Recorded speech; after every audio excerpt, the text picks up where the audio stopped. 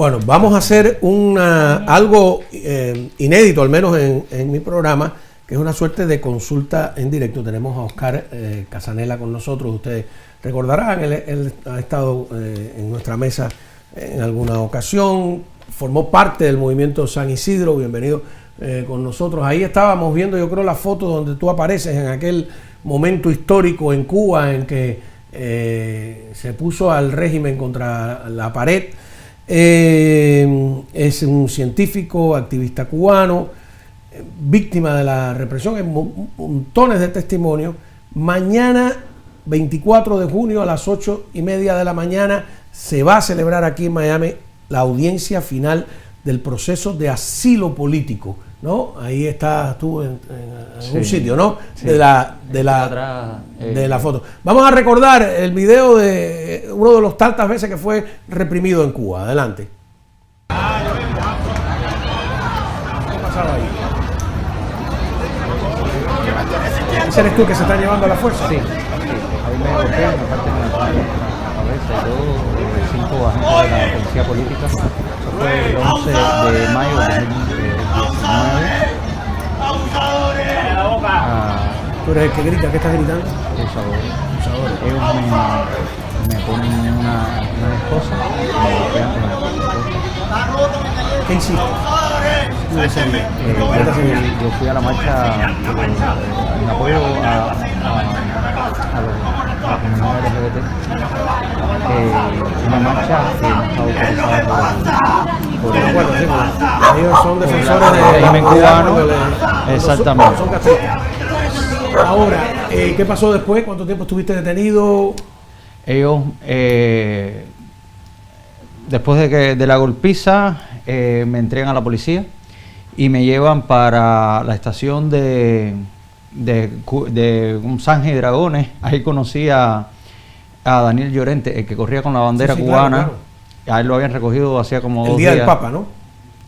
El día del 1 de mayo del 2016. Él salió en la plaza, ¿no? En la plaza corriendo, sí. Exactamente. Y a él lo habían recogido hacía como 2 días, creo, porque ya lo tenían fichado y cada vez que había alguna protesta, a él lo cogían y lo metían preso. Sí, porque en Cuba hacen esas recogidas preventivas, en los carnavales, por ejemplo, recogían, etcétera. Y ahí estuve entonces hasta las 11:30 de la noche. Y entonces al final los agentes de la seguridad me empezaron a hacer un interrogatorio. Por cierto, ellos, la doctora que me puso la sutura en el Calixto García, me indicó antiinflamatorio, analgésico y todo eso, y ellos se negaron a llevarme a una farmacia para yo soy cariflaco, y yo terminé con la cabeza que parecía una pelota de fútbol, o sea, todo inflamado, un tremendo dolor. Y los policías la policía política, el G2, ellos me interrogaban y me decían: ¿por qué tú estás luchando? Tú estás solo, tú estás abandonado. Eso lo decía todo el mundo, tú no le importas a nadie. La sensación y salían afuera, y afuera estaban mis amigos, muchos de los activistas, y a ellos les decían que yo no estaba ahí y que ya a mí me habían liberado, que yo estaba en mi casa. Y estuvieron haciendo eso como durante 3 horas. Parece que ellos intentaban que ellos se cansaran y se fueran, y a mí darme golpe psicológico que yo saliera en medio de la noche y no ver a nadie. Okay. Y además seguro de los tantos eventos. Sí. Entonces, y por ahí hay artículos de periódicos, estuviste en el plantón de San Isidro, ¿no? Estuve en el acuartelamiento, hice huelga de hambre. Yo estuve desde el lunes 10, creo que fue el lunes 16 de noviembre hasta el día 24. Y yo me fui 2 días antes que entraran con violencia y sacaran por la fuerza a mis amigos, que fue el día 26.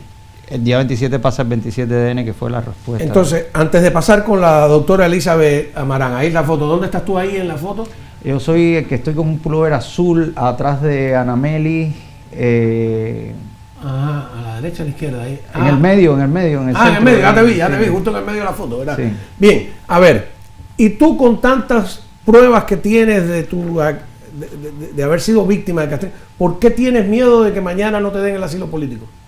No, yo... O sea, yo estoy leyendo aquí... Claro, yo estoy... ¿Tú tienes miedo que te deporten? Exactamente, sí. ¿Por qué? Bueno, porque estoy traumatizado. Me han pasado muchas cosas.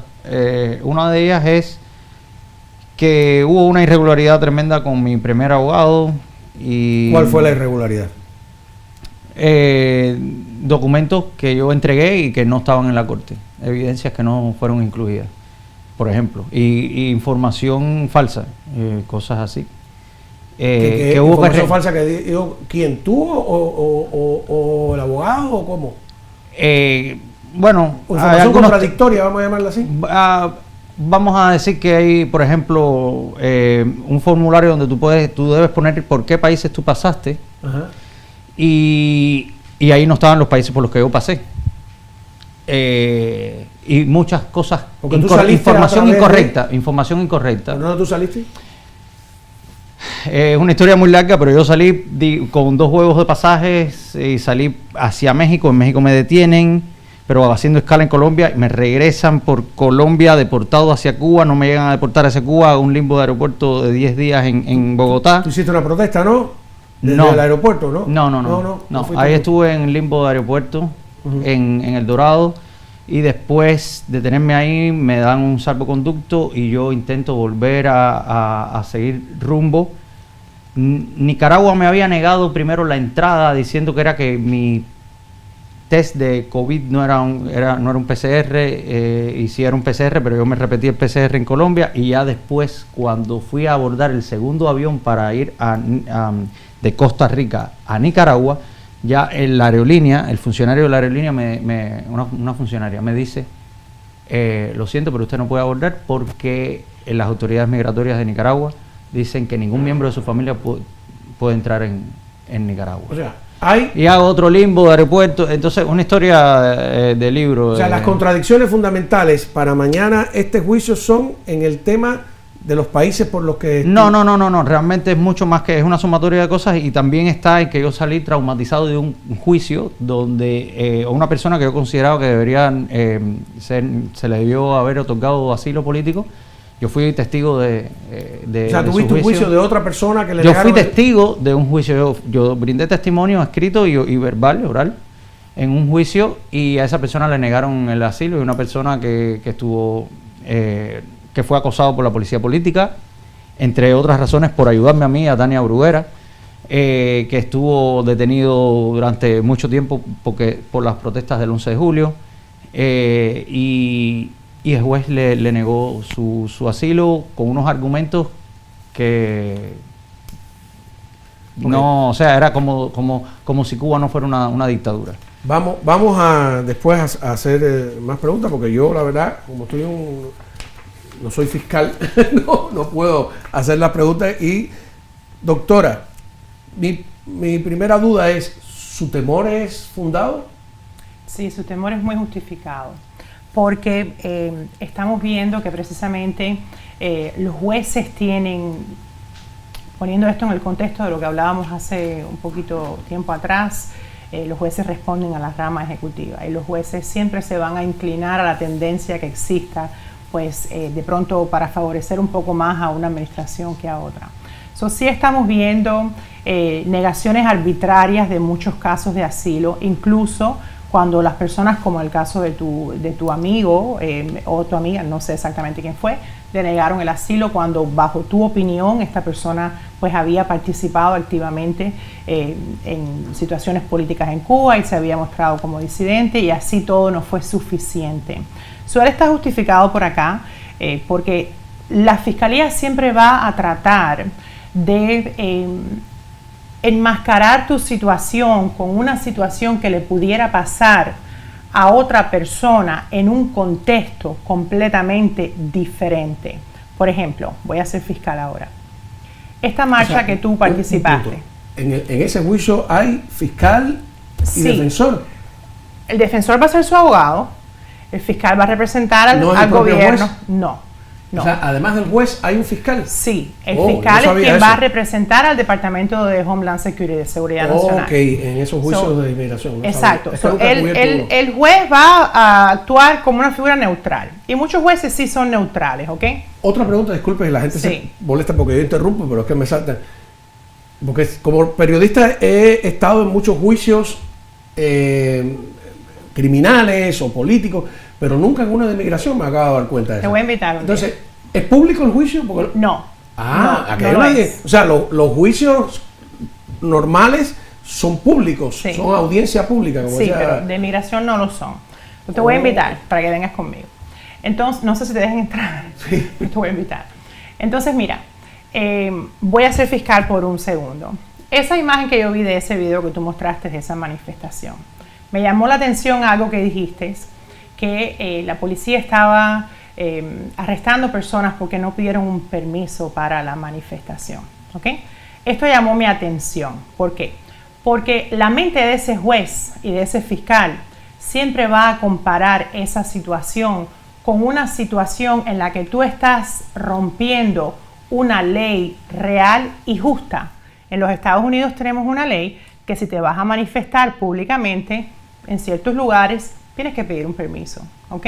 Depende de dónde lo vayas a hacer. Lo primero que va el fiscal a interpretar es, este arresto no fue un arresto arbitrario, porque ustedes estaban incumpliendo una ley, estaban haciendo un desorden público, porque no pidieron permiso. Pero le falta ahí el detalle de que en Cuba nunca le van a dar el permiso. Me van a dar el permiso. Exacto. Aquí es donde tú vas a refutar esta impresión toda que pueda tener. Antigubernamental en Cuba es sin permiso. Tú vas a refutar esa impresión que ya el fiscal va a tratar de tener desde el principio y el juez también. Bueno, esto es una ley normal que existe en cualquier país. Pide un permiso y muéstrame que lo trataron de pedir y que se lo negaron. Quizás te pidan hasta eso así. Entonces una persona, bueno, ¿de dónde vas a sacar tú una carta que le mandaste al gobierno de Cuba pidiéndole un permiso y que te digan ellos, no te podemos dar el permiso? Eso no existe, ¿ok? Porque el gobierno de Cuba si algo tiene es que jamás te va a dar evidencia de que te ha perseguido o maltratado o te ha oprimido. Eso no existe, ¿ok? Esa evidencia la tienes que conseguir tú de otra manera. Aquí este es uno de los problemas, donde tú vas a tener que explicar el curso que te llevó a esa manifestación. Cuidado de lo que hay que decir. Todo el tiempo. Como mira una palabra, te enreda el rollo. Bueno, todo el tiempo. Entonces aquí, obviamente, estás en manos de buenos abogados, ya me dijiste quiénes eran, y entonces estas abogadas van a saber exactamente qué tipo de preguntas hacerte para que el fiscal aclare su mente de por qué tú estabas manifestándote en una manifestación sin permiso, simplemente porque no existe el permiso en Cuba, ¿ok? Entonces, aquí esto es una situación que vas a tener, pero en el contexto de tu temor, tienes que todo el tiempo tratar de que tu situación no sea una situación que pueda ser la misma de un criminal común o de una persona que se está que está participando de alguna manera negativa en alguna actividad que pueda parecer común, ¿ok? Acuérdate que para tú demostrar que eres candidato para el asilo, tienes que demostrar que tu actividad, que la persecución que tú sufriste fue específicamente por una razón protegida por la ley de asilo, ¿ok?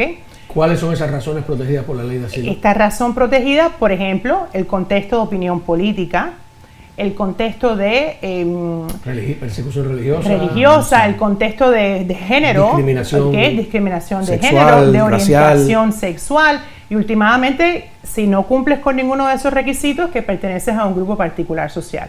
Pero en tu caso yo creo que más que suficiente tienes evidencia de tu oposición política, ¿ok? Entonces yo aquí, mientras tú estabas hablando, yo me hice como un mapita.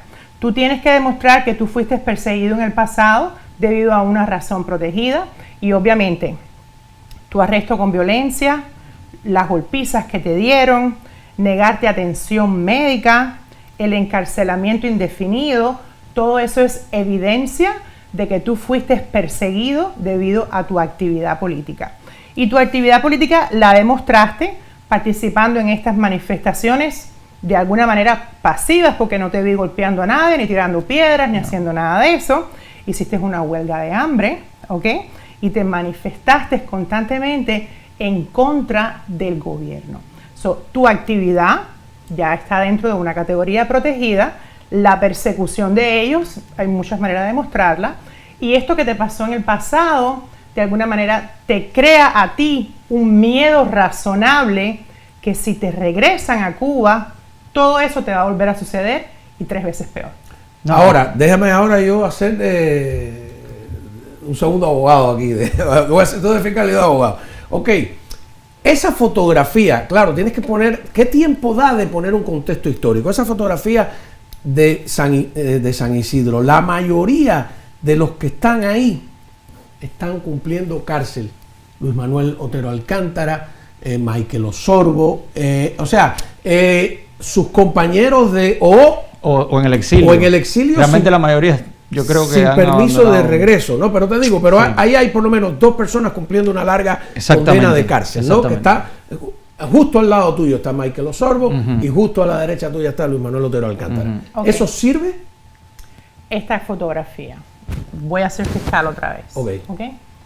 Esta fotografía no me marca a mí absolutamente ningún contexto político. Claro. Si fueras a usar esa fotografía, no. ¿Okay? Ni siquiera con los artículos de periódico de la época de la protesta de San Isidro, de todo lo que tienes pasó. Una bandera cubana atrás, que puede ser una bandera cubana de cualquier grupo de personas que se reúnen en Cuba, ¿ok?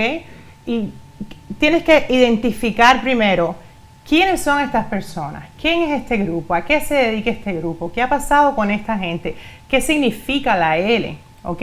¿Qué significa todo esto? Tienes que poner un contexto completo en la fotografía para que la puedan relacionar, porque lo primero que te va a preguntar el fiscal es, ustedes en Cuba no se reunían, las personas no tienen derecho de hacer una fiesta y reunirse en algún lugar todos y no es común que las personas se tomen una foto. Sí, pero no con carácter político, no hay libertad de asociación. Bueno, claro, ellos no van a admitir que esto es una asociación política. Ellos van a admitir que esto es una fiesta de alguien. Porque en esa foto no hay ningún contexto político, solamente mirando la foto. Tienes que llevar los videos de todo lo que pasó ahí, de cómo entraron a palos a ese lugar. Videos son complicados también. Muy pocas veces las cortes te van a permitir que muestres un video. No me digas eso. Muy pocas veces. Entonces, yo me imagino que quizás este video se haya convertido en un segmento de fotos. Por ejemplo, hemos tenido casos en donde puedes ir presentando como las películas de la foto. Exacto. Lo puedes presentar, qué significa cada foto, qué estoy mirando acá, qué estoy mirando acá. Tu abogado constantemente va a estar interrumpiendo y cuando tú digas tu testimonio va a decir, aquí tengo esta evidencia para corroborar este testimonio. Todo eso tiene que haber sido ya presentado mucho antes al juez y a la fiscalía. Porque si la fiscalía la sorprendes con una foto que nunca ha visto, te va a decir, yo no acepto esta evidencia porque no tuve tiempo de revisarla. ¿Ok? También puede suceder eso. Entonces, hay un trabajo preliminar que se hace antes de presentar ese caso. ¿Ok? Obviamente, si tienes evidencia que adquiriste pues muy poquito tiempo atrás, que no te dio tiempo presentarla antes, pues tienes que justificar por qué la estás presentando ahora, por qué no pudiste alcanzarla antes. No puedes sorprender. No puedes sorprender. ¿Y los artículos de periódico que salieron de la época los tienes? Nosotros lo que más presentamos fue mi declaración jurada, fotos, no solamente estas, sino fotos en donde aparecen los represores golpeándome o estrangulándome, muchos documentos, porque tengo los documentos de mi expulsión del Instituto Nacional de Oncología y Radiobiología. Porque él es médico. Yo era investigador de cáncer bioquímico. Y de la Universidad de La Habana también, con las firmas de mis compañeros de trabajo diciendo que yo era un buen trabajador, todo, que no había ningún motivo y que estaban ellos, digamos que molestos por esa decisión que no guarda relación con mi trabajo, o sea, con mi rendimiento profesional. Entonces, y muchos otros documentos. Y todo eso traducido al inglés, ¿no? Todo eso traducido y notarizado. Porque sí. La doctora el otro día nos dijo algo de que sobre un contrato y cosas así, aquí todos esos documentos en español y ahí sigue un notario público necesita. Sí, el notario siempre va a certificar que la persona que está firmando es la que está delante de ti. Y que el documento que está en inglés es un reflejo fiel del que está en español. Exacto, eso ya lo haría un traductor certificado también. Sí, tengo el testimonio escrito de 8 personas que vieron de primera mano lo que me pasó a mí, o sea, las golpizas, los encarcelamientos, todo eso. Y además de eso, bueno, yo también incluí en mi declaración jurada los links a los videos, o sea, artículos, pero también videos. Sí, pero ya digo que los videos son complicados que los vean, ¿no? Bueno, esperemos que quizás el juez haya hecho como su tarea preliminar, que muchos lo hacen. Conozco muchos jueces en Miami que son realmente... ¿Y otros no? Otros no. Otros ni siquiera abren tu paquete, ¿ok? Pero me mencionaste el nombre de tu jueza, que vamos a dejarlo en confidencialidad, pero creo que es una jueza justa, es una jueza que hace su trabajo diligentemente, y creo que va a revisarlo todo con anterioridad. Algo muy importante que normalmente podemos usar mucho son si tienes cicatrices. Si tienes cicatrices de las golpizas, muchas veces las personas terminan con golpes en la cabeza, en tu cuerpo también. Si tienes fotos de tus cicatrices, esto también hubiera sido. Es un juicio complicado, no es la que la gente va alegremente, yo pedí asilo político. Exacto. No, y tienes un fiscal. Y es igualito que un juicio, repito, de esos que tanto he cubierto como periodista, pero nunca de inmigración, de que todo es a base de preguntas. Sí, porque eso es una cosa de la justicia americana, que todo es a base de preguntas y tú tienes que estar de cuidado y no hablar de más tampoco, ¿no? Exacto. El tipo de preguntas que tu abogada solamente te puede hacer son preguntas de dónde, cómo, cuándo, qué. No pueden ser preguntas que sugieran la respuesta. Por ejemplo, ¿es cierto que te golpearon tal día? Esa pregunta ya sugiere la respuesta. La pregunta correcta sería, ¿qué te pasó tal día? ¿Ok? La respuesta no puede estar incluida en la pregunta. Esa fotografía de él en Cuba, ¿son buenas? Sí, definitivamente son muy fuertes, son pero buenas fotografías, duda, ¿no? Pero hay que siempre poner el contexto. Hay que establecer lo que se llama en inglés como un foundation, como una la fundación, no sé si es la palabra correcta en español, ¿no? El foundation fundamentación. Es como la fundamentación del momento que estás viviendo, en donde siempre le vas a explicar al juez el contexto de lo que está pasando. Mira, a mí me pasó una cosa muy curiosa y que le da razón a la doctora. En Telemundo yo hice, que por cierto ganó al final un Emmy, una serie sobre Raúl Castro, el heredero, hace 1000 años. Y estábamos recién llegados a NBC y era General Electric el dueño y qué sé yo, y de repente un panel de abogados a ver el video. Yo había obtenido un video confidencial de Raúl y Fidel, qué sé yo, algún pedazo anda por las redes ahí. Y el abogado americano me hizo una pregunta sorprendente. Dice, ¿por qué tú sabes que ese es Raúl Castro y no un actor o un doble? Le digo, bueno, yo crecí viendo a Raúl Castro. Pero y entonces la discusión entró la conversación en un círculo totalmente idiota del que yo no salía, hasta que de repente vi en un televisor a George W. Bush, que era el presidente en esa época, estaba hablando, y le digo, ¿y por qué usted sabe que ese es George W. Bush y no un doble? Esa respuesta me salvó de alguna manera y me dieron, pues no me iban a dar el permiso para sacar el video. Claro. Entonces, ¿en un juicio pasa ese tipo de cosas? Exactamente lo mismo. El fiscal siempre va a atacar tu proceso cognitivo, cómo tú estás reconociendo lo que te estaba pasando, cómo lo que te estaba pasando está directamente conectado con tu actividad, tu recolección de los hechos. Puede que te hagan la misma pregunta de 4 formas diferentes. Para ver consistencia. Para ver inconsistencias. Incluso el juez puede todo el tiempo también interrumpir y hacerte el mismo tipo de preguntas. Y todo lo que te pregunten siempre te lo van a contrastar con lo que tú enviaste por escrito, con tu declaración. Entonces, si en tu declaración hubo un error o una inconsistencia, ¿cómo va a resolver esas inconsistencias de su salida y los países? ¿Cómo resuelve ese problema? No, él me explicó que esto fue la razón por la cual dejó el primer abogado, pero después lo corrigieron, ¿correcto? Sí. Okay. Sí. Eso ya no va a llegar a manos de la audiencia. Siempre vas a tener... O sea, que es importante, disculpe aquí, no por hacer propaganda, saber con qué abogado te va. Sí, obviamente él hizo un trabajo muy diligente porque él fue a la corte a verificar lo que el abogado había puesto para él. Yo pedí una copia de mi expediente de asilo y entonces cuando yo veo que no está la información que yo brindé y que estaba incorrecta, mucha información, me enfermé y una de las cosas que pasó al final es que yo decidí cambiar de abogado. Pero quería agregar una cosa, lo que le pasó a esta persona que me dejó traumatizado su juicio fue en el 2023, no fue reciente. Realmente fue en el 2023 que le negaron el asilo. Exactamente, eso es otra cosa que yo digo, bueno, si en el 2023 a esta persona le negaron el asilo, bueno, entonces ahora... Bueno, entonces, esperemos que mañana las cosas salgan bien. La doctora tiene razón en algo que yo he visto en la práctica.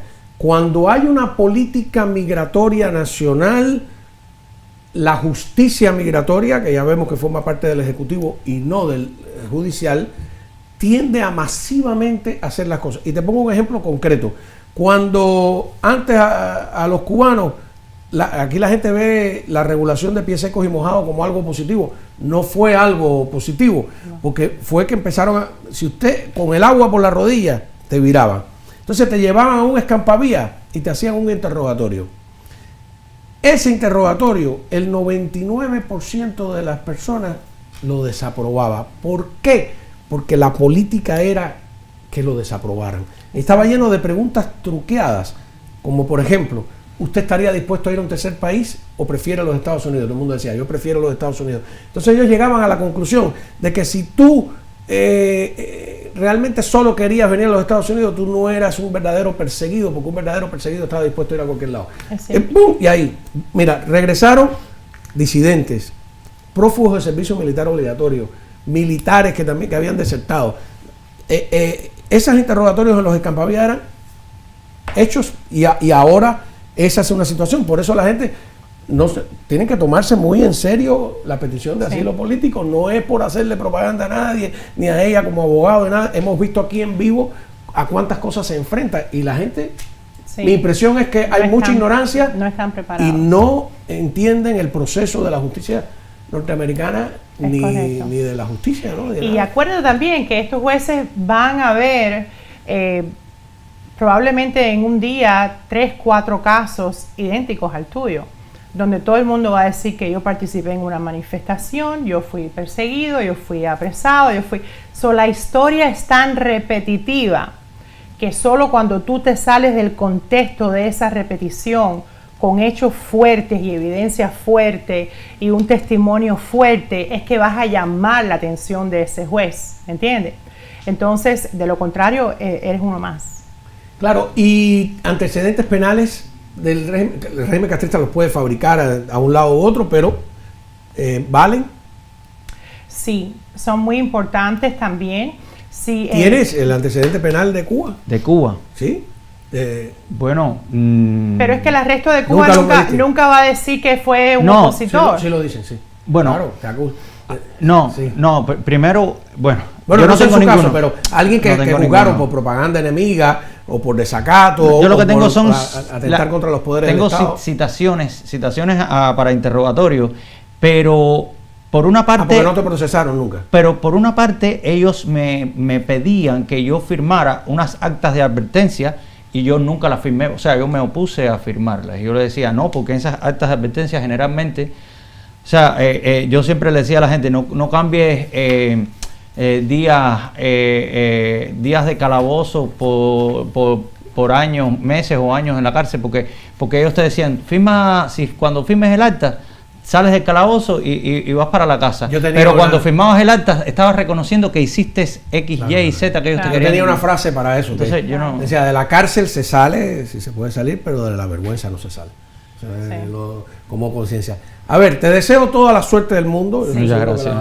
Saldrás bien. Mañana el juicio a las 8:30. Si puedes venir. ¿Y el resultado cuándo será? ¿Es en el momento? Muchas veces los jueces lo pueden decir en el momento, pero en un caso tan fuerte, con tanta evidencia, quizás a veces los jueces pidan tiempo para revisar y para dar su decisión. Cuando tengas el resultado, por favor, ven por acá. Ustedes, yo creo que esto ha sido un testimonio en directo de cuál es la realidad que se enfrenta. Me parece importantísimo. Vamos a seguir con el tema migratorio desde todos los puntos de vista. ¿Tiene calor, doctora? Un poquito, protestamos tienes un que poquito. llamar al cooling, la agencia de cooling. Tengo que llamar a Easy Cooling, Sí. a Fran Vega. Hoy le tomé, porque tenían roto el aire en la casa y ellos vinieron ahí. Mira, ahí lo tenemos Tráelos con para su acá. hijo. Y tenemos el número. Tú Easy sabes que Cooling. son especialistas en descubrir, tenía un liqueo. Tienen un sistema para encontrar por dónde está liqueando, que no te tiene que romper paredes ni nada, ¿no? ¿Y sabes cuál es el método científico? La experiencia. Nada más así de bueno. Dice, Oh, wow. ahí está. Y también tienen un aparato, por supuesto. Bueno, llámalos. ¿Cómo llámalos, no? Cao. Muchísimas gracias a todos ustedes. Suerte para mañana. Muchas gracias. Continuamos monitoreando el tema de la guerra, el tema migratorio, el tema de lo que está ocurriendo en Cuba. Y esperemos, vamos a cruzar los dedos de que realmente estemos viviendo tiempos de cambio y que las cosas sean para bien y no para mal.